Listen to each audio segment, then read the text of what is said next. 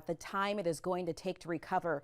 For more than a week, emergency crews and NCDOT have been working to clear debris that took over Chimney Rock and blocked the town's entrance. For the first time since they were evacuated, homeowners and business owners were given passes to see the damage for themselves today. WBTV's Claire Kopsky spoke to several business owners who have also been leading the cleanup effort and are now faced with the challenge of how to rebuild. We're the coffee shop, the ice cream shop, and Michael's, and we had a nice brewery, everything. We watched it all just crumble. It's hard to watch because we know everybody in this town. And Bruce Godsick moved to Chimney Rock 15 years ago. I was able to semi-retire and then open a coffee shop and old-time photo, and just enjoy the mountain lifestyle here. He volunteers as the assistant fire chief, opened Coffee on the Rocks on Main Street, and lived in the apartment in the back facing the river. A lifelong retirement dream that was taken away by Helene.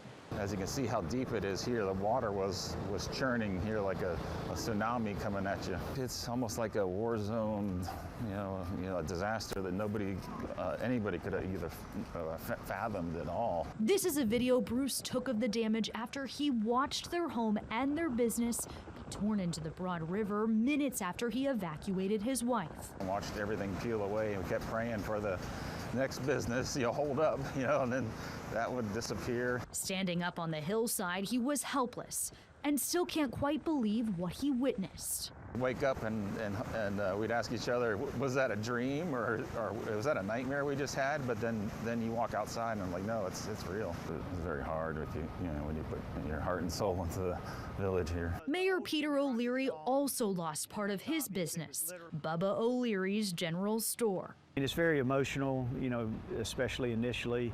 My 3 kids were born and raised here. I've got grandchildren that have been coming in the store. It's Bumba and Papa's store for them. As mayor, the thought that Chimney Rock will miss out on peak leaf season this year alone is devastating. We count on those really busy times to kind of get a little stockpile in the bank to make it through the winter, which is the slow time.